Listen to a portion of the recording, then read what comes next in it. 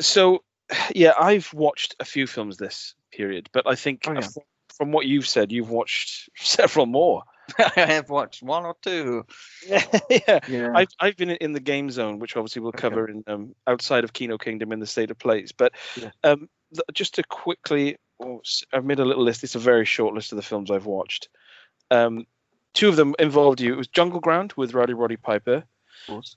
and Dumb and Dumber, which we watched together, and well, you're virtually together. And then I watched Child's Play, the remake, which I believe you've seen, Yes.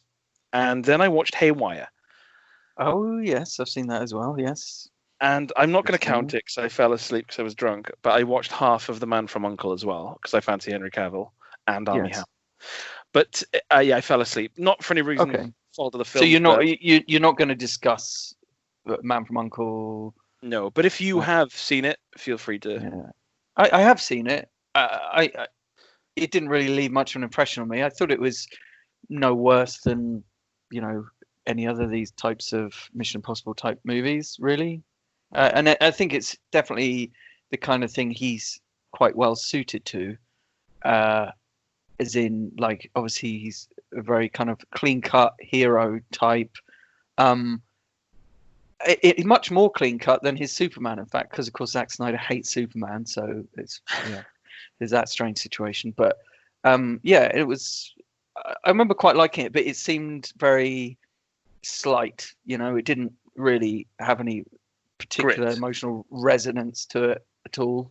It And did I tickle think, me how mm, Henry Cavill was clearly too buff for the character. yes, Like he's so it filling out in constantly this film. bursting out of his suit, wasn't he? Yeah, Yeah. yeah. So But it's yeah, the closest he's going to get to being Bond, I suppose. I don't think he's going to be the next James Bond. So no, no. I thought was it Idris Elba was going to be the next Bond? there was talk of it. He might be getting on a bit now, though. Don't know, because he's That's probably in George. his 50s now, isn't he? So Yeah, that's true. is he? I don't know. He maybe just looks a bit bedraggled. But yeah, it He would does. be good. Yeah, it would be good to mix up next Bond, perhaps. Yeah, But as then if in, it was Henry Cavill, again, I wouldn't mind. oh, that'd be fine. Yeah. Um. So what have you been showing your eyes this month? Well, I was going to start off with a trio of John Carpenter films I hadn't seen before. Okay. Um. I've watched Extraction. As we Nice. talked about it last time. And then sort of vaguely on the back of that, I watched 21 Bridges. Um. I watched an obscure 80s horror called White of the Eye. I Right watched of the eye. White of the Eye. Oh, white of the eye. Sorry. I watched Kindergarten Cop, The Money Pit, and Days of Thunder. So we've got quite a few to get through. When I think of Money Pit, I want to know that one scene I remember from Money Pit is where he loses his mind when he's stuck in the floor. Funniest thing I've ever seen. Particular Sorry. scene. That particular scene is genuinely one of the funniest things I've ever seen. I haven't seen it for a very long time, but I've got it like an image of it in my mind, and it's funny because he's only there for 3 hours, but he like goes through all the emotional spectrum in that time. He's singing a song to himself. I don't even know what the song is. In fact, you can't really tell what the song is, but it's the way he's singing it because he's like, it's almost like he's getting bored of hearing his own voice, so he keeps putting on like different voices and like shouting it at himself, and it's like he's getting really frustrated, but then he start laughing maniacally. It's just brilliant. It's so perfect. The only that Money Pit, there's another similar film called with Chevy Chase called Funny Farm, and it's not a particularly good film. But the one scene that I always remember is the whole because obviously Chevy Chase, it's obviously they've got him in there based off his kind of Clark Griswold character with like the kind of relentless family cheer, regardless of like everything that's going on around him. And there's a scene in that where it's just him and his wife, and she's completely against this whole thing. He's bought this house in the country that needs loads of work.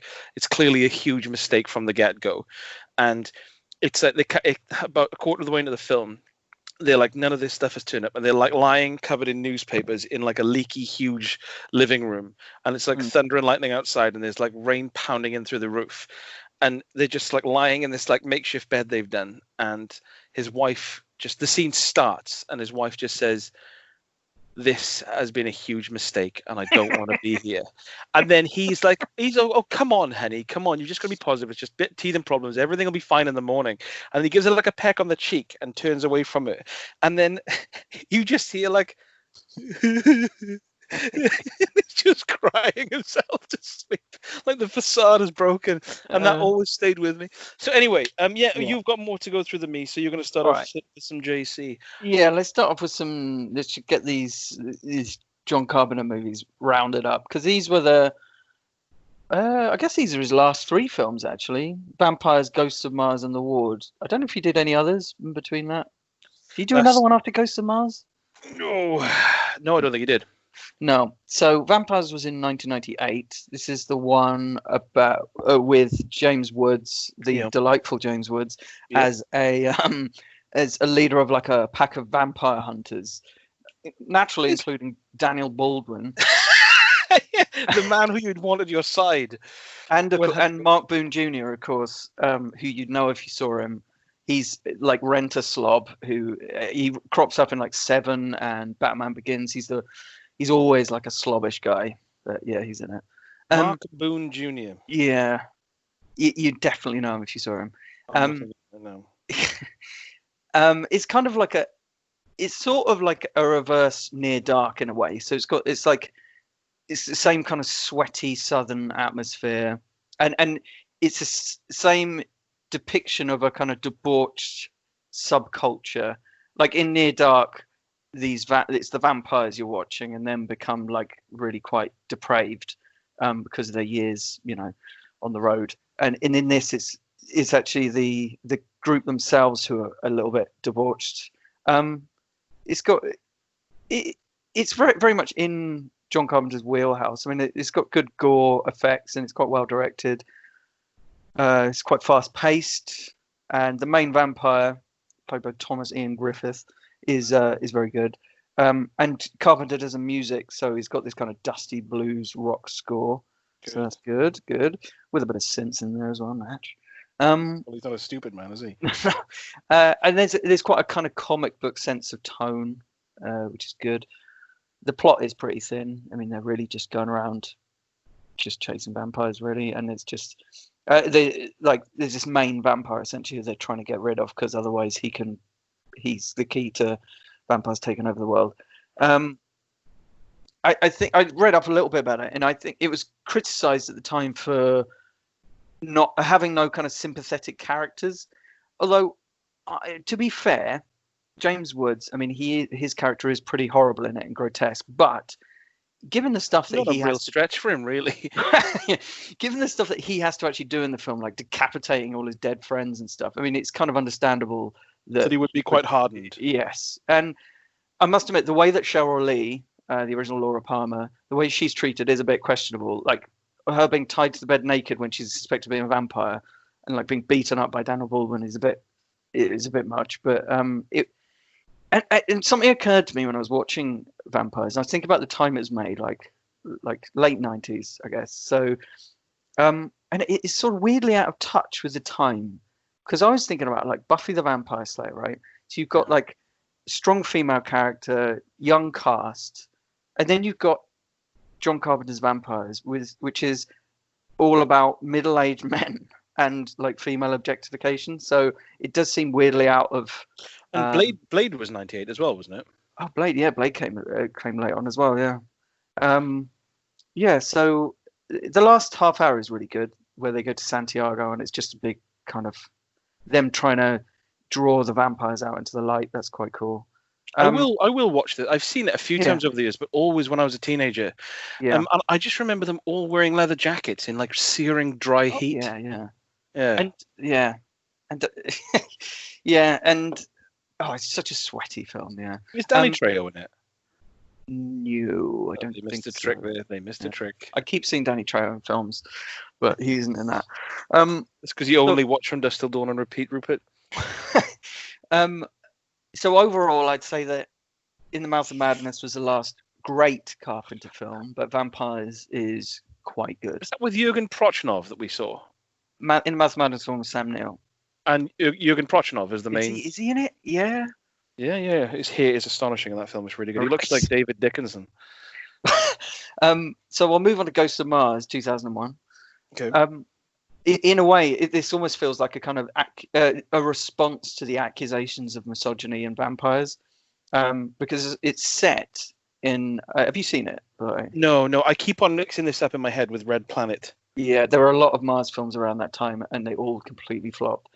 But yeah, and it's set in a matriarchal future, right?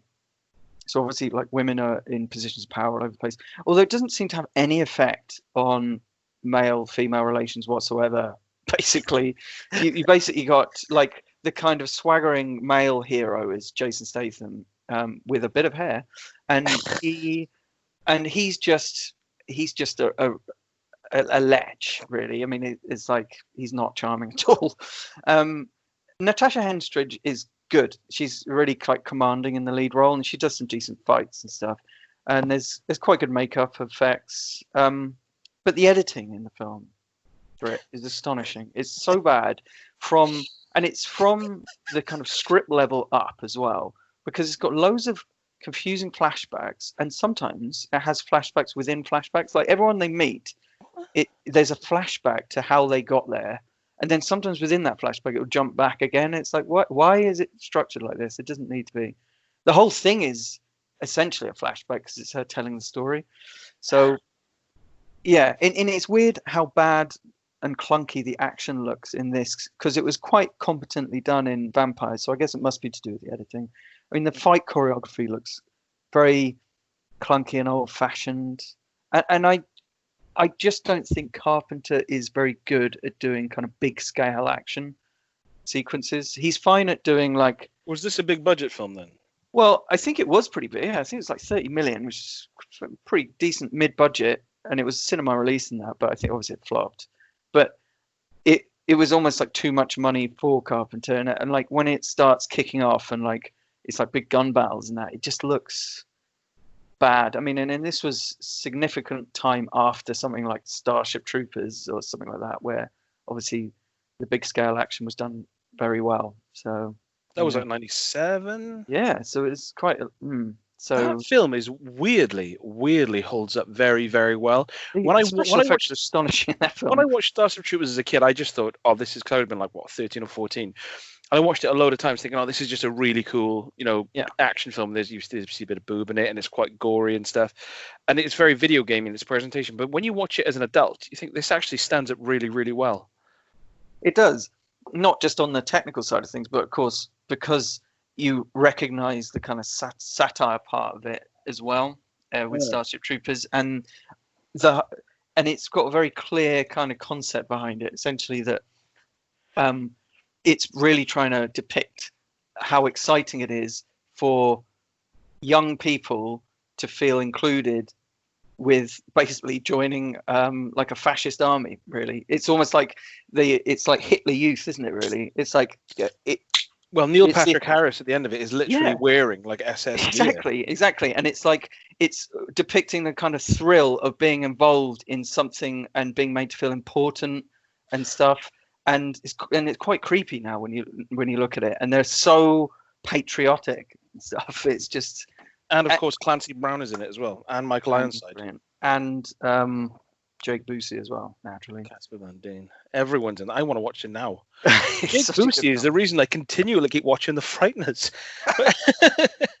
It's one of my favorite horror films. It's so good. Such a weirdly dark film. That it's so good. It should have been. Yeah, it's odd, isn't it? It's got some bits which basically have stopped it from being a kind of almost Beetlejuicean classic. Yeah, like a almost family horror classic, because it's got loads of bits which are just really go over the line, like pretending to have sex with dead bodies and stuff. It's just but I always hoped for a sequel to that, because it felt really kind of unique in how it was, and the scenes where like you see the demon stuff, they're genuinely creepy how it's presented. Yeah.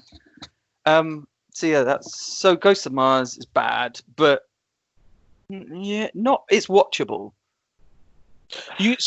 So far, Vampires is the winner of the final. Oh yeah, definitely. Films. I mean, there's a big plunge between Vampires and Ghost of Mars.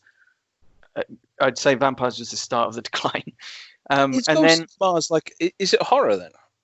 Yeah, kind of. Sort of sci-fi horror. More of a. It looks like a bad 90s like rock video at times, like death metal video. Because all the this kind of cult on the planet who they end up gunning down basically, and a bunch of like crazy cultists who are decapitating people.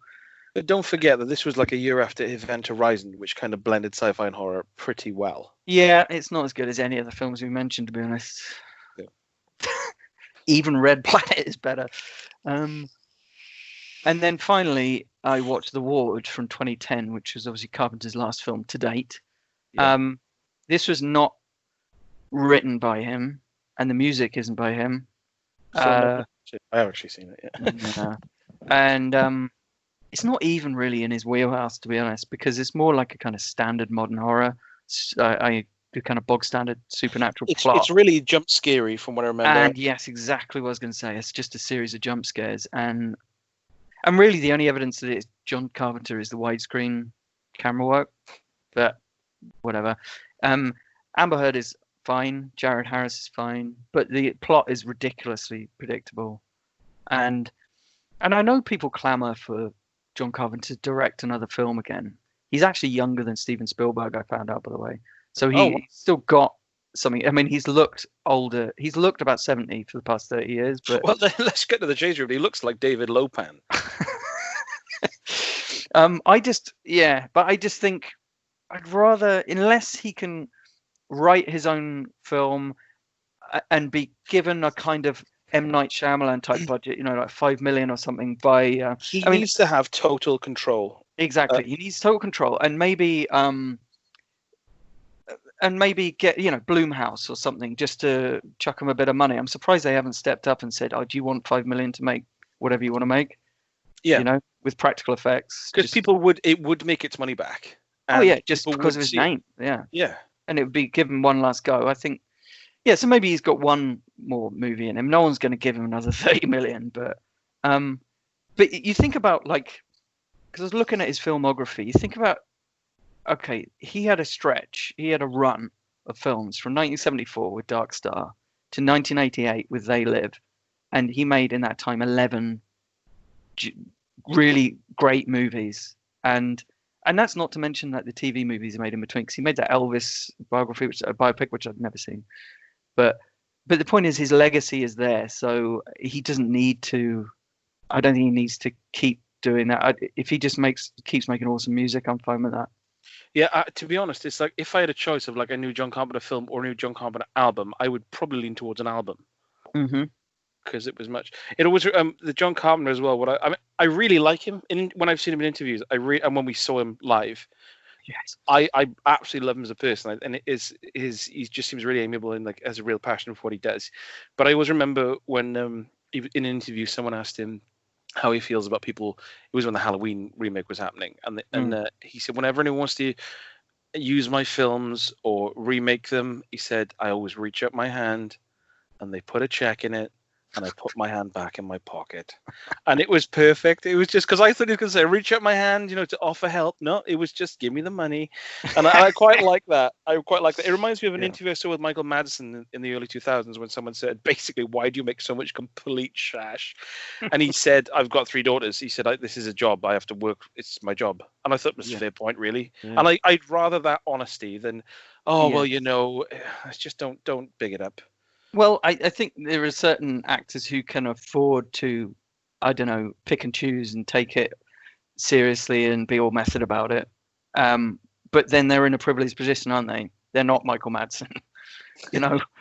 Like Michael Madsen isn't going to be able to, he can't just pick and choose. I think perhaps Nick Cage might be able to pick and choose a bit better, but he's got to put food on the table as well. Nick Cage is really funny because he will be amazing in a film, and then he'll make 5 total like complete bollocks.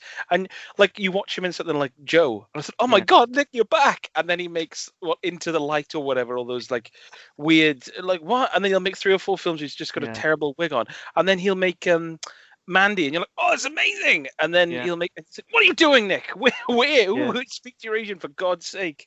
But on the other hand, I suppose we don't know why a lot of these actors do what they do. I mean, it could be with Nick Cage. He went bankrupt. Could be something to do with that, yes. But there could also be. I mean, it could just be purely just loves acting, loves being on set. It's like Samuel Jackson always says that, doesn't he? He likes big films and he likes golfing. So it's like, why would he not be constantly Yeah. working? Which So again, is fine as long as they say it. Yep. I think Samuel L. Jackson is the most profitable film star of all time in terms of how much money his films have made, which is absolutely fine. But then it's because he's so prolific, isn't it? Yeah. I suppose. So yes, that was the roundup of the final John Carpenter films. Was worse than? Well, I think I found the Wood more dispiriting because it was like they just brought him in as like a hack director. Like he didn't write it. Like he just did it, and it was crap. And it's like, okay, well that was that then. Yeah, I almost wouldn't mind it if that had happened, because it's technically competent and it's no worse than any other crap I see nowadays. Like The Nun or something like that. It's the same stuff, but it's got no personality. But if it had been a case of like, all right, he made this movie, for the check, and it showed that he still could make a movie on budget, in time, etc. And that meant that he was able to then go on and do his own thing. Else. Yeah, because he's done it before with Christine, but actually that was brilliant. But he said before that Christine was just to get back in the black sort of thing. But it wasn't as good as Christine. Anyway, so that's should we move on to because John Carpenter roundup this week? Well, I'll do the only one that I've seen. Have you? Well, the only one I've kind of seen that we haven't watched together effectively, apart from Child's Play, is Haywire. Have you seen this? I have. I did. I watched it at the cinema. Weirdly, it's the one with Gina Carano in it, directed by Steven Soderbergh. Yes. Yeah. And I think what it was when this film came out, I didn't realize that Gina Carano was like an MMA fighter or anything. I was jealous of her hair. I did have hair envy when I watched her in that film. But I watched it, and I think when I just remember it coming out, and then it getting like basically at the time, because it's 2011, I think, and it was a case of it's fine, but she kind of brings it down because she's obviously very limited in what she can do, acting wise. And I don't know why, I just didn't really get around to watching it. Right. So the other day I thought, do you fancy watching this? Because I know that Faye's a big fan of like she likes seeing like action films and with like a strong female lead. Yes. And I kind of enticed her into it. So it's based on a woman. It looks like a bit of an ass kicking film. Let's do it. So I put it on and I enjoyed it, but it felt very generic. It was considering you've got like Ewan McGregor, Michael Douglas in there, and of course Michael Fassbender, and there were like some really nice scenes in it. But it's almost like the film was too short, and they had sequences that would. But there's a sequence when she's escaping from the police, like the French police, I think it is. And what could be like a really kind of gritty sequence over the sort of, the streets of Paris, or whatever it was. It was, she was, considering she's this highly trained expert, she like runs into a hotel and it's really generic. Like she runs up some stairs and then throws a load of tables and chairs down them and then boots open the door and goes out. And I thought, well, you're just leaving a massive trail of where you've been. Like you're supposed to be this highly trained expert. You're doing stuff that I would do in a panic. Whereas if she just ran up into a hotel and then like kicked the door open and then ran up a few more flights and then went somewhere else, if you know what I mean. But there was and then that sequence goes on for a while where it's just people with guns. They never catch up with. They're just walking around. Yeah. And it's just her like slowly clambering over chimney stacks for a while. And I thought this sequence has gone on for a fair old while. I mean, I get that. It was weird because some of the scenes seemed to really drag on, and you could tell that Steven Soderbergh had obviously thought, right, she's not the best at delivering lines, so what I'll do is just have people talking at her. Yes. And there are many sequences where she's just sort of stood there nodding along, and I read about it afterwards that they sort of altered her voice digitally, or Laura San Giacomo, I'm not sure of her name, dubbed it. I don't care about that. What I care about was this felt like it should have had a bit more of a spark to it. Like I enjoyed it. Yes. And well, I remember my overwhelming feeling about it was that it's a film called Haywire and it never goes haywire. Like no, it doesn't live up to its name at all. In like it seemed quite mild. Like I know exactly what you're saying about the action sequences. Like they are action sequences insofar as people are performing actions, but it's never like it's never like there's never that much cool choreography. I think there's a couple of moments of like cool stunt work or cool like moves that she does. Yeah. I'm pretty sure everything that she does is in the trailer as well, and I was so disappointed by that. Oh, really? It's almost like they got her in because she's obviously like she's very pretty and she's a very capable fighter. But then it's like they used up all of that effort in that scene with Michael Fassbender in the hotel room, which is really kind of physical and very guttural. Yeah. And then the rest of it is just her kind of on the phone to people and hiding behind bins on the phone to Michael Douglas, and while everyone speaks in really vague terms because the phone's bugged. And you think there's a whole sequence as well where like constant flashbacks of this thing they did with what's his name, Channing Tatum. And she's explaining it to this kid, and I thought, why are you telling this kid everything? Why are you suddenly opening your heart? Like her character didn't make sense, right? In the situation she was in. So Ewan McGregor in it? Yes, he is. Yeah. What does he do? I can't remember. Is he the bad guy? Or... Yeah, pretty much. Yeah, it's actually okay. At the end of it.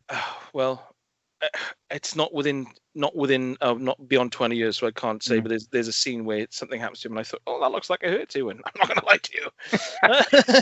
That looks like you need 200 in extra.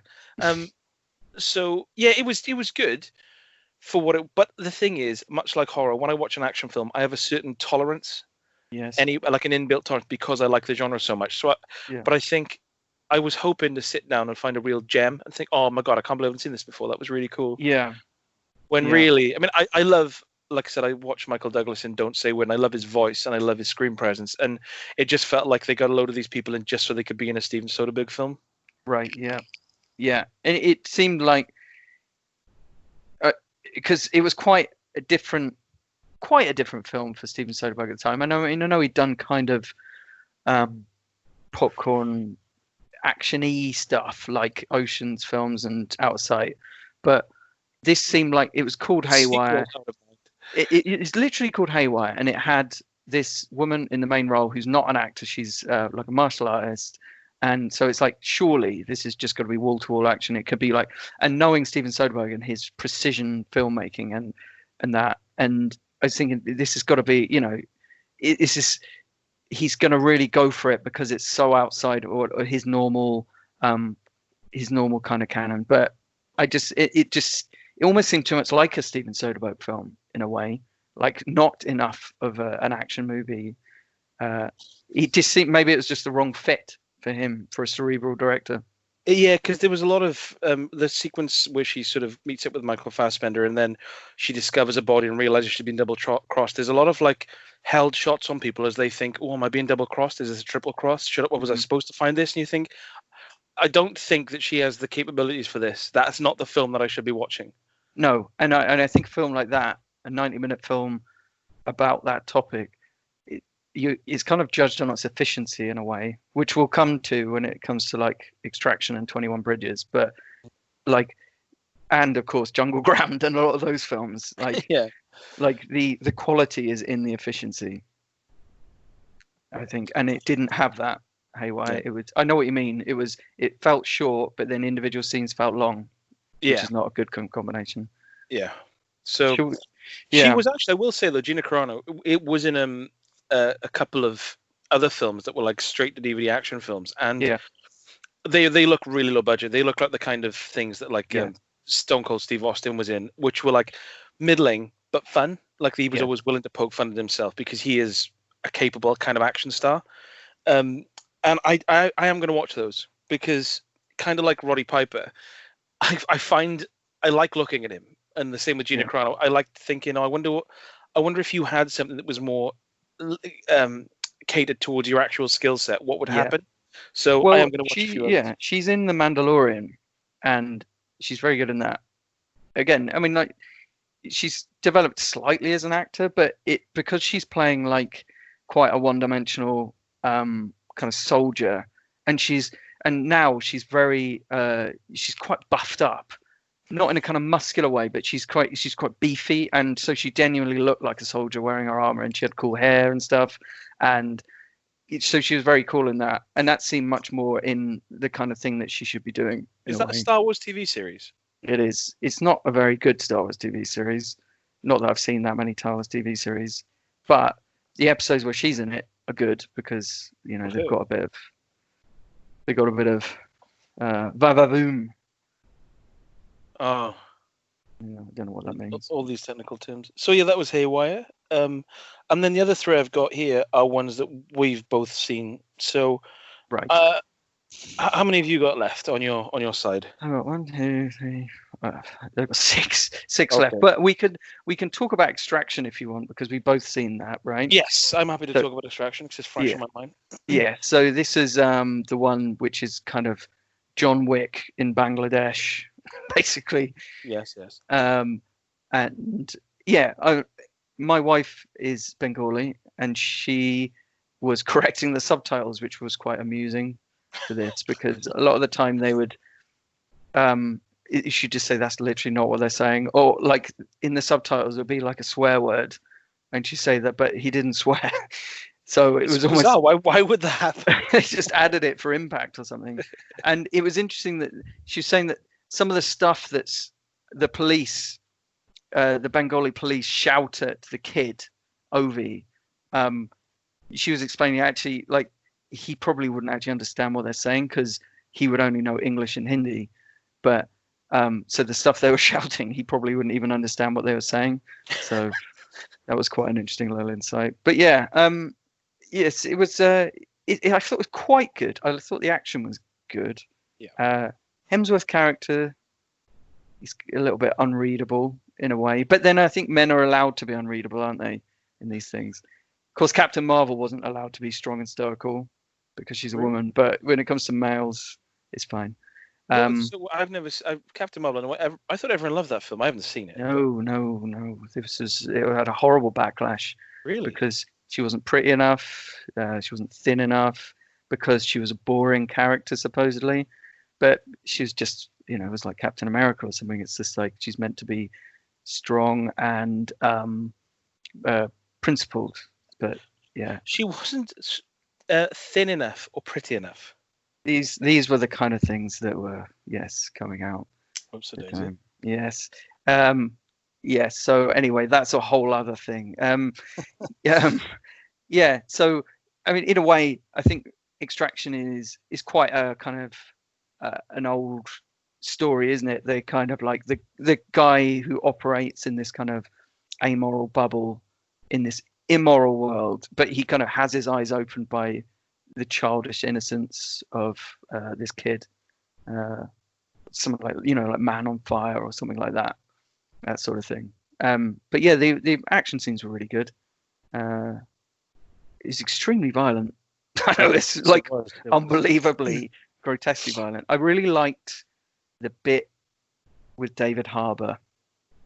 Yeah, I thought that was genuine. That was the moment where it felt like it was a genuine, like really dramatic moment. It's like yeah.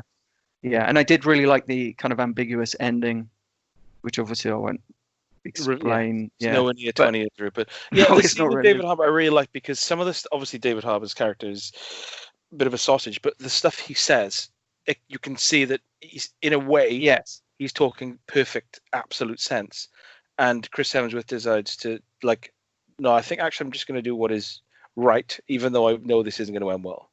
That was the moment when it went beyond, elevated a little bit. Yes, it elevated because it brought in some moral ambiguity into it. Like there was a bit of it was like actually what he's saying within the context of the world in which Chris Hemsworth's character operates. What David Harbour's saying to him is completely reasonable and totally logical. But of course, by that point, there's another dimension, and it's quite cleverly done because, of course, without directly saying it between Chris Hemsworth and the kid, it enriches their relationship by what happens between Chris Hemsworth and David Harbour, because you realise that he is prioritizing the kid. Did you laugh, as I did, at the bit where he takes painkillers and then David Harbour says, "Oh, what's that for you? What's that for your neck?" And he says, "Back, neck, ass, tongue, face." Yeah, brilliant. Yeah, it was. It was very. I think I know, just to say the reason I liked it so much was because, and I would like to see a sequel because I'd never seen Chris Hemsworth in a film beyond. I generally think beyond like what the only Marvel film, I don't even know what it was, a Marvel film as Thor, and I thought he's just like. But then when I watched the trailer to it, well, not even the trailer, it was one of those ones that Netflix forced down your throat whenever you log in. Yes. And I thought I fancy an action film, and we put it on, and yeah, I thought, oh well, do you know what? Again, much like Haywire should have been, I thought, oh, well, I didn't expect that. I had no preconceptions of it, and I really enjoyed it. Yes, it's quite video gamey at times with the action scenes and that. It was preposterous, some of those things. When he's having a fight with that bodyguard guy, falling out of windows, and then one of them gets hit by a car. They fight a bit more, and then another one gets hit by a car. It's like, come on. Well, that's the thing, because that guy was really cool. He was like a really cool character. Yeah, he was good. But I also there's a bit of me that I always enjoy with films, kind of like with John Wick, like the second and third one, really, where they're not at their physical peak. Like within the first 15-20 minutes of that film, he has had the shit kicked out of him, and there's scenes where he's covered in blood and he's completely cream crackered, and you think there's another hour and a half, Chris. You might want to pep up a little bit, sunshine. Yeah. So I do like that. The sort of Die Hard thing, where you just think you're knackered already. Yeah. But yes, the bodyguard character was especially cool, and it was So and there's some quite emotional moments towards the end. Yes, predictable perhaps, but well done. Yeah. Yeah. And of course, the woman who plays Chris Hemsworth's kind of like the Asian like agent who he's kind of working towards. Yeah, she's pretty. I'm just she is a pretty woman. Yeah, I did notice that. That was in my notes. Yes. So, kind of related to that, I also watched 21 Bridges. So this is also Jeff, Bo, and Lloyd. So I'm intrigued about the other 18. Weird. I mentioned that I'd watched this to Alex, your friend Alex, our friend Alex, and he made exactly the same joke, Brett. So you'd be pleased with that. He's a wise man. So this is also produced by the Russo brothers, as Extraction was. Yeah. So I love movies set over a single night. So that's already got my attention, this one. And it's a movie set over a single night and set in New York. So, of course, I'm just thinking The Warriors and Escape from New York. Good. It's a little bit more modern than that, I won't lie. It's about a robbery that goes horribly wrong and a bunch of cops are killed, basically. And Chadwick Boseman, Black Panther, he's not playing Black Panther in this, obviously, but he is a detective brought in to catch them, basically. And they've got a limited amount of time to get them to capture them. So they rather implausibly shut down all the bridges and trap them in Manhattan to chase them down, really. And it's really, really silly, but it does have a really nice kind of directness about it. And I like how the plot doesn't really make any sense, but it prioritizes kind of the morally ambiguous drama over the plot logic, which I'm fine with. I don't really care so much about the plot logic when each scene is interesting, if you see what I mean. Yeah. And the action scenes are exciting, but they also move the plot forward rather than just like looking cool, if you see what I mean. There's an amazing chase sequence in this film, which is instantly already one of my favorites. It was so well done and so tense. I can't really explain why it's so good without spoiling the film in a way. But can you say if it's on foot or in a vehicle? It's on foot, and I think it might be a bit of vehicle as well. But essentially, you've got a situation where Chadwick Boseman is chasing a perpetrator, but the perpetrator is also being chased by these other people. So Chadwick Boseman has to not only catch up with the perpetrator, but also protect him at the same time. So it comes at these ridiculous situations where the perpetrator is being shot at by these other people, but Chadwick Boseman's having to like chase after the guy, but also defend him like from these other people. It's so good. It's really tense, and it's good. It's really nicely done. Is it? Well, I know what film I'm watching tonight. Does it also Does it have is the chase scene better than the one with Ryan Gosling at the end of The Nice Guys? It's it's slightly different to that. It's a different approach. I'd say that it's up there with the Point Break foot chase, Okay. which is saying a lot because that was a very bit of a classic as well. So this was directed by someone called Brian Kirk, who he apparently he's worked on Game of Thrones, but he has a really good cinematic eye about things. He's not too showy exactly, but there's got a lot of good crane shots, really good lighting, really atmospheric lighting, and it has a good kind of proper orchestral score with actual melodies in it. But I just liked the way in this film the protagonist has genuine moral choices to make. And that is what pushes the plot along, if you see what I mean. He's not just propelled along by the situation. He's not just reacting to the situation. He has to make certain choices, and that changes how the film progresses, if you see what I mean. Okay, that's cool. You'll know what I mean when you watch it, because it's like, okay, you can see when he's a good enough actor that you can see when he's got a choice to make in a certain situation, then he's like looking around at people thinking, yes. And you can just hear him saying yes under his breath. And it's like, right, okay. So there are different ways he could be dealing with it. And so it's interesting to see how he chooses to deal with it. And I thought it was really good. So definitely worth a watch. I think I know what the film of the week's going to be. It may well be. So I've got 4 more. So do you want to crack on with one of yours? Yeah. Well, I watched the remake of Child's Play a few days ago, and I hadn't seen. Well, I think I may have seen the originals, but like I probably saw like the 3rd one or 4th one or something years ago. Faye is much more there we go, with this series than I am, because she kind of I knew that it was Jennifer Tilly and what's his name, Brad. Oh God, the guy who does the voice of Chucky. He did it for years in the original. Come on, he was in One Flew Over the Cuckoo's Nest. What's his name? What's his name? It's not Brad. It's because he's in One Flew Over the Cuckoo's Nest. He's in The Exorcist 3. He's in I'm gonna have to find this out now. I can't not know that. He's in Deadwood as well. He's so good. Did he have a long grey plait in his hair by any chance? What is his name? So if I type in, I'll just type in One Flew Over the Cuckoo's Nest. This is unprofessional, but I have to know. Brad Dourif. Brad Dourif, isn't it? Yeah. So yeah, obviously I knew that he did the voice and stuff, and in this it was replaced by Mark Hamill. So, which is good because he's kind of. I thought, is it going to be the Joker? But it's not. But he's got that sneer that he can bring out in his voice that really worked well. And it was like, I'm not sure how much it references the other films in the series because I've never really seen them. But as a like, we ordered a takeaway, had a glass of wine and watched it. I thought that was good.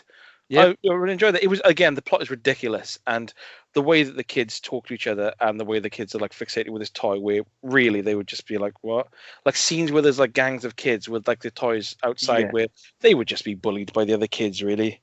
Say, that's very much like an 80s thing, isn't it, really? I mean, they did bring it up to date quite well with the kind of like app and stuff like that. Yeah. But and the smart home aspects to it. In a way, it makes more sense to make it today with those sorts of things going on. But the idea that kids would be fixated on this one toy seems quite unlikely in this day and age. And of course, Aubrey Plaza was in it, which I enjoy because she was in Safety Not Guaranteed, which is a film I hold dear because I found just a really pleasant film, and introduced me to Mark Duplass. Jurassic World's Colin Trevorrow. What was? Safety Not Guaranteed. Really? I think so. Probably the best film he's ever made then. But I think that's a fair point. So yeah, but like I said, it didn't bring anything kind of new to the table. But it was nice to see like a reimagining of, I mean, how that's been going since the 80s, that series, and it was nice to just. I'd rather watch that than like when I watched Children of the Corn 10 a few years ago. It was astonishingly bad. So I'm glad that they kind of managed to reboot it and make it kind of fresh And if they did knock out a couple of sequels to it, I'd be like, yeah, I'll give it a goosey, I'll watch it. Yeah. And it was like a lot of practical effects, which are quite nice. Yeah. It did. Yeah. There wasn't anything like the modernization parts were quite well done, and it was brought up to date. And but there wasn't anything annoyingly modern about it, if you see what I mean. Like it didn't bring in any particular modern horror elements that annoyed me. Yeah. If you see what I mean. So it was a good update, I think. But then part of that is because the original wasn't that good. So yeah, I've never seen it, and to me I used to mix up Child's Play and the Puppet Master series for years. wow. Yeah, they knocked out about 40 films as well. I'm sure you throw the Wishmaster series into that mix, and you'll have Oh my god, Andrew Divoff. That's the first film I ever saw him in. But of course, he was in Nemesis 4, Death Angel, which is the worst film hands down I've ever seen. So I can't trust Andrew Divoff as much as I'd like. We like each of our least favorite films of all time. Genuinely, are directed by Albert Pian.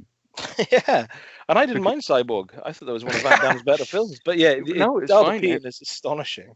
I know, because he just yours seems to was make Nemesis film after 4, film. Oh, go on, sorry. and mine was Interstellar Civil War, and it was in there like it was just. It's just people talking to each other. Oh, it's staggering! I could not believe what I was watching. It was awful films. So with Child's Play, I quite enjoyed it. Look, it's not one like in 3 or 4 years. If someone said, "Have you seen it?" I might have to kind of think, "Have I? Did I? Yes, did I?" It's okay, but it's not one I would go back to. But like again with horror, I very rarely go back and will watch horror again because the impact for it is unless it's something a bit more cerebral, is in the first watch. I think it's in like second tier, as in a modern horror resurgence, because it is a bit of a golden age of horror at the moment. But there is a top tier where it's like where like Jordan Peele and Robert Eggers and people like that are working, like Get Out, Us, and like It Follows, that sort of thing. That's top tier. And then you've got like second tier stuff, which is almost like fill in the gaps, but it's still good quality, like Child's Play, Happy Death Day, stuff like that.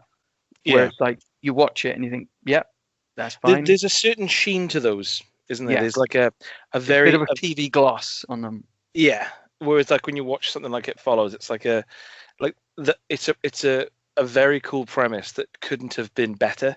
It was without making it totally and utterly ridiculous. And then you've got the Jordan Peele stuff, which is awesome. But then I suppose the main problem with stuff like Happy Death Day and Child's Play is that they lack the depth. It's very much like a 2D sort of horror. Yes. Have you seen Happy Death Day 2 You? The sequel? No, why? Yeah, it's bizarre. Like it's. I don't know whether I kind of admire the fact that it was trying to push it into such a different dimension because it's ridiculously convoluted. It takes what was a simple premise and like really overcomplicates it. So I don't think they'll make another one, but it's weirdly like full on with them trying to expand the mythology. But yeah, okay. It's probably worth a watch just out of curiosity more than anything. I'm not sure that it's one for the ages, but yeah. At least, and it's a pun in the subtitle as well, so that's fine. Well, there you go. Yeah, and it's still like a 35-year-old woman playing an 18-year-old, so it's fine. Really, still. Yeah, that's amazing. Happy Death Day to You. So yeah, I'll let you do one of yours because I've done a couple, and I'm just going to have a look at Happy Death Day to You on my phone. Well, we're still on the horror kind of part of it. Then I'll talk about White of the Eye from 1987, and this is a really odd one, right? Okay, so Donald Cammell, he was a Scottish artist and director. I think he's famous for co-directing Performance, Mick Jagger one with Nicholas Roeg. Okay. But yeah, so he's a Scottish artist. He in the mid-90s, he blew his brains out with a shotgun, obviously. But yeah, so he made Performance, and he made Demon Seed as well, that one where Julie Christie is terrorized by an AI in the house. But I don't think he only made a few films. But anyway, one of them was White of the Eye, this film from 1987. It's kind of like it's like an art rock slasher film, really. It's very stylized, and it's got music by a dude out of 10cc and someone out of Pink Floyd, obviously. So it's just like all the music is like really slow and ethereal and soft. yeah, it's an ethereal synth and like wailing guitar. Good. So it kind of starts out as like a really artfully directed slasher movie. Like when someone gets like attacked at the start, like you see them lurch towards them and you hear the sounds, but instead of seeing what's happening to them, it will like cut to like a vase full of red water smashing on the ground and stuff. It's one of those sorts of movies. So yeah, it's like a new wave horror. But anyway, and it starts as a slasher, then it turns into this sort of character-based crime film, almost like Tarantino-esque. I can imagine that Tarantino probably has watched this film and admired it because it's very much about these kind of, well, they're not exactly even criminals, but just like a kind of a quite toxic couple, and them on their kind of. It keeps cutting back to how they met, and you kind of learn more about how toxic they are and about the kind of crimes they may have committed. And then it finally turns into this kind of home invasion thriller thing at the end. It all goes a bit hider in the house. Good. It looks gorgeous. It looks amazing. Like it looks like an artist has directed a film, which is exactly what happened. So the storyline is pretty sort of confounding and elusive somehow, but it's so odd, like the choices of what scenes come after the last one, that it almost they don't flow at all. Yeah, it's like you just don't know what's going to happen next, and that kind of makes it quite watchable. And the two leads, David Keith, not Keith David, but David Keith and Kathy Moriarty. You probably recognize Kathy Moriarty if you saw her. They're really good, and it's set in Arizona as well, like really hot, sweaty, rural Arizona, and obviously this is like Donald Cameron is just not. He's a Scottish guy, and I love films where the filmmaker is completely like kind of alien to the culture in which the film is set, because it always brings this kind of weird, sort of interesting outsider kind of baggage with it, and a kind of uncanny quality. When it's someone not from that world, if you see what I mean. So yeah, it's a bit of an oddity. It's a bit of it definitely I would call a hidden gem in a way. It does sound like you enjoyed it. It does sound like you had fun with it. I think I was more intrigued by it than anything. It's the kind of thing I'll watch again, knowing what's going to happen, and probably enjoy it more, in fact. And oh yeah, the detective, like following the case, is the little black guy out of Die Hard 2, the one with kind of slightly squeaky voice. I'm trying to think who that is. The one who helps him out. Argyle. Is it? No, Die Hard 2. The one with he's quite short and squat. He's got quite a squeaky voice. He helps out. I think he works in like the tower. Anyway, you'd know him if you saw him, but I'll have to find out his name. But yeah, so it's a good film, worth watch. White of the Eye. White of the Eye, yeah. Very odd, very unique. Oh, okay. Then because obviously you watch like as many like 80s horrors as we do, and they do all kind of blend into one. You think that's another slasher film. Like, which one is that again? Yeah. And and there's not much between them because they all kind of look the same and stuff. And it's good when you come across something which is genuinely very different. I look at you, Sleepaway Camp. Yeah. Oh God, everyone should look at that film. And that's a film which is over 20 years old, but we're definitely not going to spoil it. No, absolute classic. So that sounds pretty good, actually. That's two films you've talked me into watching, which is absolutely fine. By the way, are these on Netflix or Amazon Prime, or are they ones you've bought? Or? Well, 21 Bridges is on Amazon Prime. I think it was produced by Amazon, so that's on Prime. White of the Eye, I got that from Arrow Video. I don't know where you'd get that, to be honest. It's like a Steelbook Blu-ray type job, but I don't know. It's the kind of thing you might find on YouTube, to be honest, because it's obscure enough that no one really cares about their copyright. Oh, I see. So, well, we can talk about Dumb and Dumber because we've both watched that. That film's funny. Yeah, it was. I really liked. It's a film that I've watched many times over the years, and yes. It's kind of like when I watched episodes of Bottom on TV, where I almost laugh at what's coming up. Yes. before it actually happens. And Yeah. it's just still one of Jim Carrey's best comedies. Yeah. I prefer it to the other Farrelly. I know that what was the one he did? What was the one that Farrelly brothers did after that? There's Something About Mary. I Mm-hmm. think that got a lot more attention somehow, but I still think Dumb and Dumber is the best they've done. I Yeah. think it's like it stays incredibly funny to the very end, and like there are like almost every it gets scene after scene, which is like I know what you mean. Like a scene will start, and you're like, it's this scene, brilliant, and you just Yeah. look forward to the ridiculousness that's going to happen. And yeah, it is mostly down to Jim Carrey's performance because it's just so funny and over the top, but not. It's not like. I mean, I know that he's obviously probably improvising a lot of his kind of facial expressions and stuff, but it doesn't feel like the brand of Will Ferrell comedy that came later on, where it's almost like they're ad-libbing, they're just trying out comedy lines, and then you see the outtakes and you realize they went through lots of like comedy lines and just saw what was the funniest. It doesn't feel like that. It feels much more rigorously made somehow. But obviously there is an element of like just letting Jim Carrey do his thing, but that's fine because he's amazingly gifted comic actor. Yeah. There's and like Jeff Daniels kind of holds his own, and it's not like he's keeping up with him. No, I You don't don't think he get that tries sense. to. No, I think he's a slightly different. But the good thing is that Jeff Daniels gets those moments which are brilliant, and only he could do. Like the bit where he's taken the laxatives and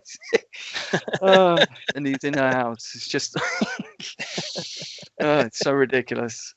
Yeah, brilliant. And of course, the woman again. I don't know if you noticed, she's pretty. Yes, she's got Her hair is astonishing, though. It keeps on changing scene to scene.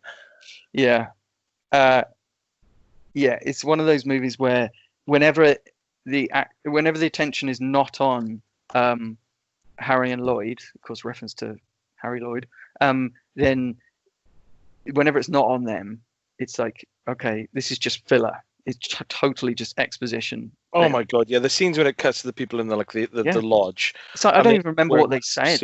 No. It's like just get back, and thankfully it does just stick with Harry and Lloyd most of the time, and an array of radio-friendly 90s rock as well, naturally.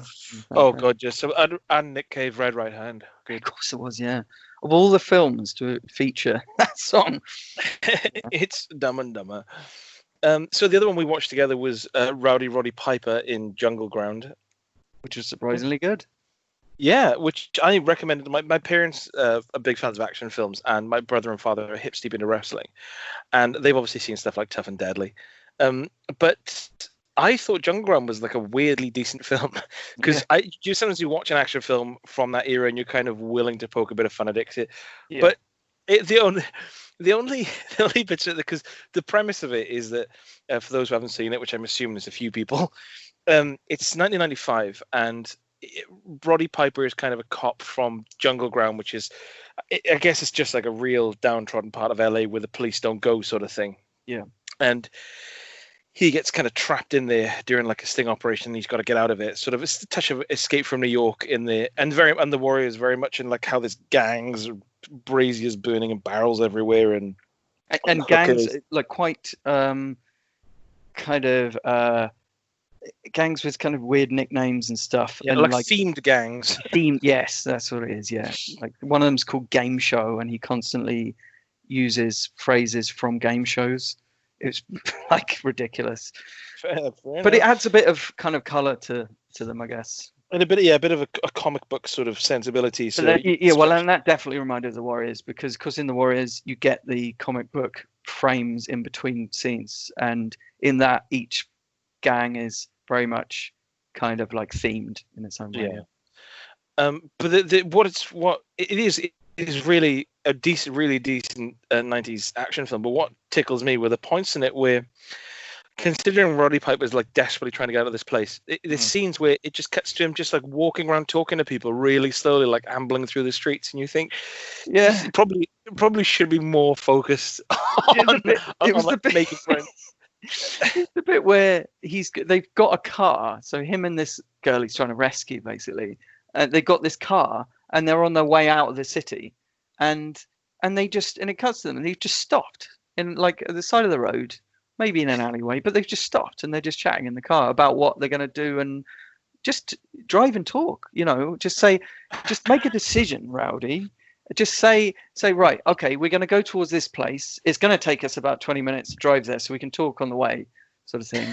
We don't need to stop. And because of course in that scene they stop, talk for a while, and it cuts to like the bridge where they're going to escape, essentially, and all of the bad guys are gathering, and they're waiting for more bad guys to turn up, and so more cars turn up. And of course, if Roddy had just left and just kept driving, then he probably would have avoided most of them. So yeah, he would. Well, the film would have been a lot shorter, obviously. Just driving away. So yeah. Yeah, 40 minutes in. But yeah, two things to take away from this. He's got a strange haircut, and that he cannot run. He cannot run, that man. That is weird. Yeah. Yeah. It's not like he's that. I mean, he is buff, but it's weird. Like it looks like he's got a proper injury or something in it. It's strange. I don't know whether it's the same in other films. I don't remember it being the same. But then I've never seen him like run through LA wearing like the clothing as well. Like the stuff that people are wearing in that film. Staggering, isn't it? Astonishing. Astonishing. But yeah, that was. And so yeah, I'm thinking. What else? I'm just having a look at my list here. I think that is it. Oh, and we watched. Yeah, that's it for me. What was the other film we watched recently with Mickey Rourke? Point Blank. That was it. Talking of films. Oh God, yes. Yeah, talking of films, because when I mentioned earlier about how like the kind of the key thing you want from a film like that is efficiency, and that was a film which was so lacking in efficiency. It's such a weird film because it's essentially sort of like a Die Hard type thing, but in a supermarket, really. Naturally, yeah, of course. But it's like weirdly like romantic perspective on all of these relationships between these men, not in a kind of sexual way, but almost in a kind of loving way. Like every scene is like really weirdly sentimental. It's so odd. You'll have these bursts of like really violent behavior, and then suddenly they'll be like talking and hugging and gazing longingly at each other. It's bizarre. It's a weird one because the whole film, like Mickey Rourke is miscast, and he's clearly coming fresh after. His face is really puffy, and it's 98, I think. So he looks odd anyway. Yeah, his voice is dubbed over in some scene for some reason by someone who sounds nothing like him, and it's very much about kind of him going into this mall where these convicts have escaped, and to kind of rescue his brother. And it's a weird thing because it's made out like, oh, which one of these is his brother? But we know his brother's name is like Ray, and we know that every other convict has had their name explicitly stated apart from one. So you know who his brother is. So when there's like the reveal, you think, well, I guess it was Kevin Gage, to be honest. It looked a bit like him as well. The only one he could be his brother. Danny Trejo was in there as well. He's a tinker in that film. It's another DT film. I read after we watched it. I read about that film and about how apparently those scenes with Danny Trejo where he goes off the rails for 10 minutes with the women, that was something he asked to be written in because he thought it would give his character some depth. I'm like, okay, sure about that. Depth is not something I was thinking. I thought, in a way, it does add flavour to the film. I read the script. Yeah, and then I said, do you know what would be really good though in this is if they were just scene after scene of me taking loads of coke and just like watching strippers. Right? It's like, I'm not sure how we write that in. Who are you doing that for? The script? Or it's gonna change, Michael, with John Travolta, but we'll see what we can do. So it wasn't the best, but Mickey Rourke. Oh, he looks rough in that film. He's sweating, and his hair is wet with grease in that film. So I'll move on to Kindergarten Cop then from 1990. I don't know who this film is for. It's a comedy with. Have you seen it? I've seen it several times. Yes. Yeah, it's a comedy with very few jokes in it. It's an action film with very little action in it, and it's a drama film which is so like sentimental and illogical that no one could take it seriously anyway. So, but it kind of, I think the reason it just about works is because of the charm I of its fancy Penelope performances. Ann Miller. I know exactly what you're going to say. Well, I'm going to come to that. I did find the father really creepy. Which one's the father? He's been in a few other films. He's always cast as like a henchman and stuff. I remember. Oh God, yeah, and he looked like Val Kilmer. That one. Mm-hmm. Yeah, yeah, and my wife actually thought it was Val Kilmer. I said, no, that is someone else. Been a bit creepy. That's a man with a different ethnic heritage as well. We'll say. Oh yeah, but it was 1990. They could have blacked people up, but then it would have been fine. So yeah, it's it made a stack of cash as well. The movie, so Really, yeah. So it found its audience. The Penelope Ann Miller thing. So I just want to talk about that because I don't fancy Penelope Ann Miller. Okay. But more than that, I didn't think they had any chemistry whatsoever. In fact, I think Arnie and her had less chemistry than Arnie and Emma Thompson and Junior, to be honest. Now, but it wasn't so much, regardless of whether I fancy Penelope Ann Miller or not. The point is that you got this situation where you got this woman, Penelope Ann Miller, who is like 16 years younger than Arnie in this film for a start. Yeah. Has never stopped Hollywood before, but he's got this cop buddy, right? His partner is Pamela, played by Pamela Reed, who is actually only 1 year away from Arnie's age. I personally think she's just as attractive as Penelope Ann Miller, and they get on much better than Arnie and Penelope Ann Miller. Penelope Ann Miller looks a lot like Naomi Watts, by the way. There is certainly a bit of Naomi Watts going on. So what was the name of the other woman? Sorry, she's a redhead, isn't she? Pamela Reed. And they were almost the same age. I can't believe that there is like there's 15 years between Pamela Reed and Penelope Ann Miller, to be honest, in that film. It staggered me. But anyway, but it didn't really make any sense to me. They seemed more suited, like Arnie and her, but she was married, so I suppose that wasn't going to happen. But, yeah. Anyway, apparently Bill Murray was going to play the main role in Really? Pop. Yeah, I wonder how that would have worked because the film it ends up being a film which is one of many films that Arnie made, which was obviously using his persona, tough guy persona, ironically. If you look at Twins, you look at Junior, you look at Jingle All the Way, all of that. So it's very much rests on that. I don't know how funny it would have been if it had been Bill Murray. I suspect it could have been funnier moment to moment because of Bill Murray. Yes, and Arnie doesn't have comic timing, especially what he really lacks, and what's really noticeable. He can never convince anyone that he's the smartest guy in the room. If you see what I mean. Whereas Bill Murray's almost the opposite. It's like you assume he's the smartest guy in the room, and that's why he's always slightly taking the piss out of people. See what I mean? So yeah, it's weird. It would have been a totally different thing. Yeah, it's I forgot what I was going to say. Yeah, but it's kind of a fish out of water comedy, effectively. Yeah, and I kind of intrinsically dislike those. So I think I watched it a lot as a kid because I thought, oh look, it's Arnie, and he's like, with a lot of kids, haha. And it's got enough gun violence in it for it to qualify as an Arnie action movie, I suppose, for a kid. But yeah, it's not. Why did you watch that film, by the way? That seems like a strange one to just check on. Because my wife wanted to watch an Arnie film. She went straight to you put Raw Deal to one side and went straight to Kindergarten. Yeah, well, options were limited, I think, on Netflix or Amazon, or wherever it was.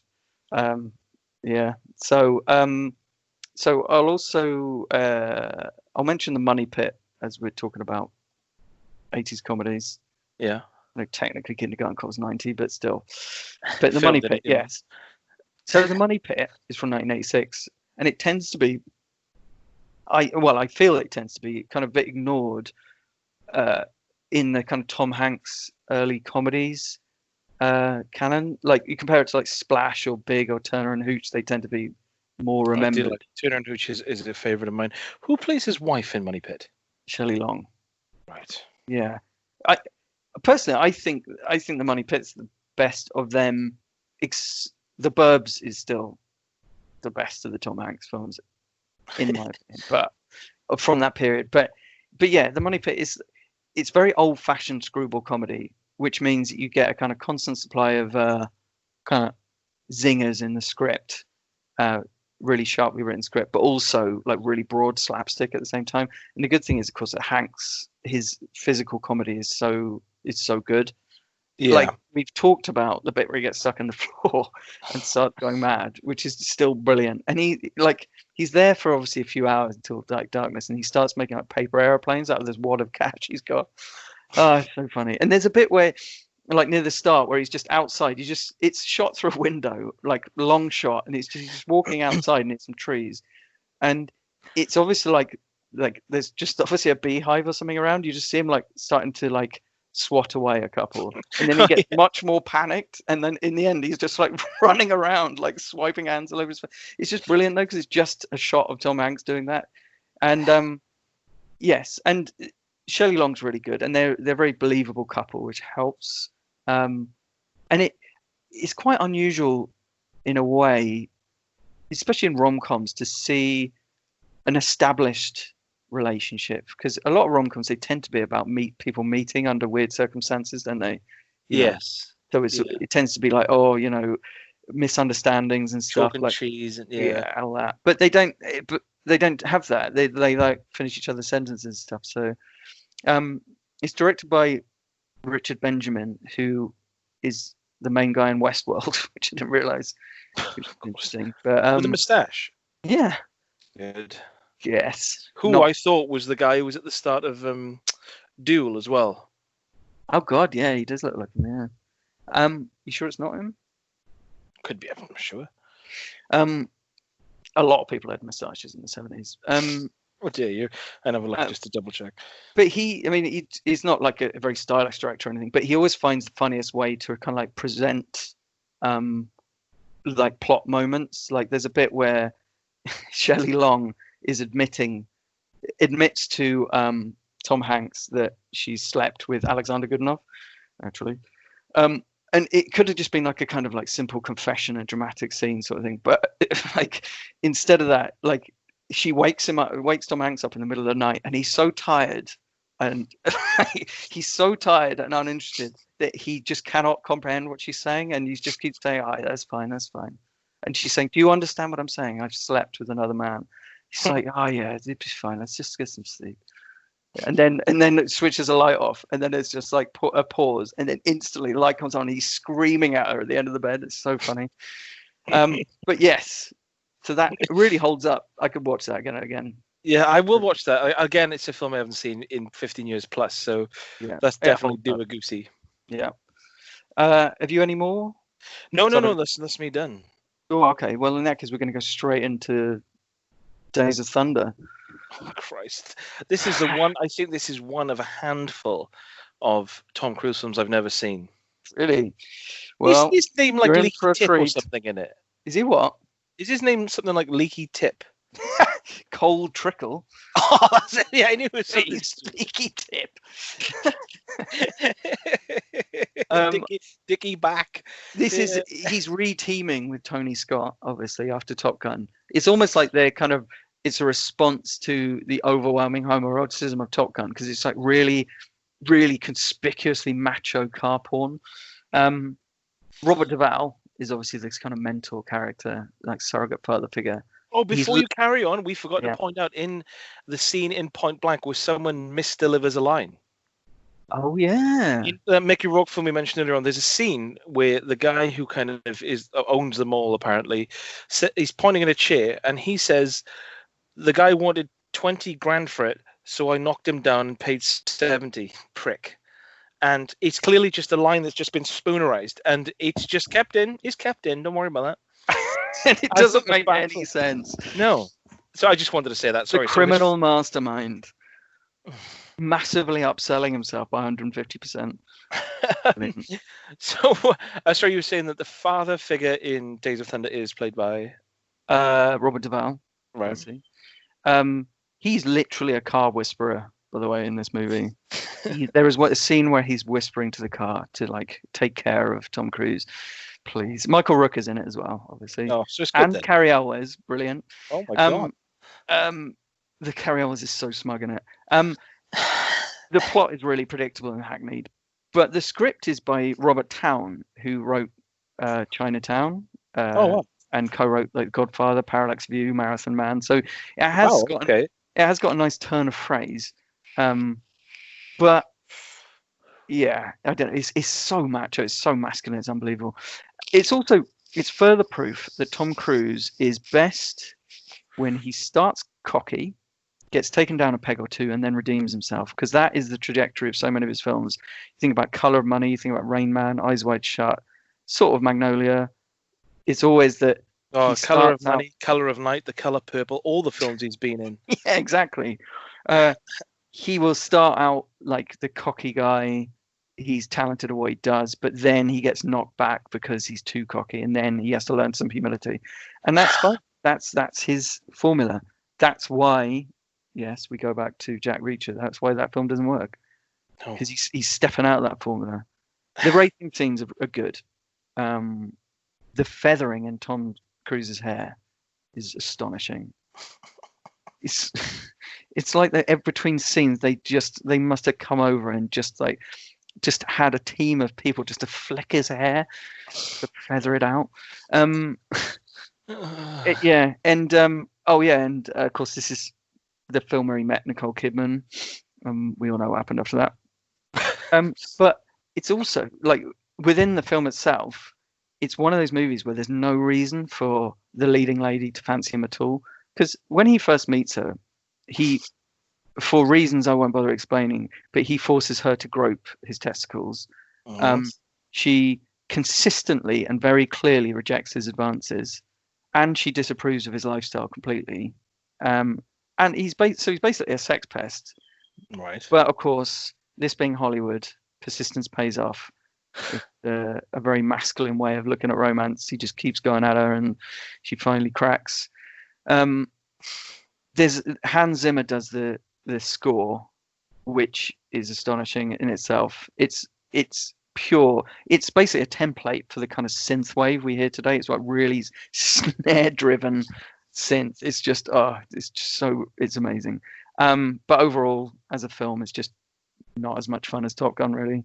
Are there any homosexual epithets in it? Because if you're saying it's like a kickback against the homoeroticism in... The reason I said it's almost a kickback against that is because in Top Gun, obviously, you've got scenes where it's like, it's just a load of lads together topless, and it's all very much like that.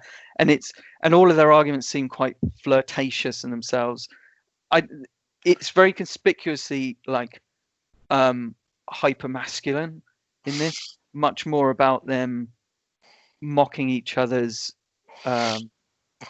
virility and stuff like that, and it's much more about kind of father-son relationships, that sort of thing. Okay. There isn't really, which was one of the reasons why it's not as much fun as Top Gun, because it doesn't have a homoerotic element in it. Right. So, well, if you want that, just watch Point Blank again, Rupert. I don't know. Every scene is like a love scene in that film. The bit where, one character, we can say it because it's over 20 years old, can't we? But basically, where he's got his brother dying in his arms. And it's like that scene must go on for about 10 minutes. Yeah, it clearly should have ended. His hair, and I thought they were just going to kiss at one point. Yeah, generally, yeah, it's really bizarre. Every scene in it. Yeah. So, Days of Thunder. I mean, it's well made because it's Tony Scott, but not Tom Cruise's best outing. Oh, I forgot. I watched The Taking of Pelham 1, 2, 3 as well. Oh, is it with Denzel Washington and is it Sean Bean? No, it's who else is in it? It's Denzel Washington, John Travolta. John Travolta, yeah. Which I've never seen the original. Was it Robert Mitchum and someone else? I haven't seen the original either. I've seen The Taking of Pelham 1, 2, 3. Yes, I quite liked it. I thought it was quite good. Yes, it was quite tense, I remember, but I don't remember much of it really. A long time ago. Tony Scott does these kind of like men arguing in a kind of respectful way type movies quite well, doesn't he?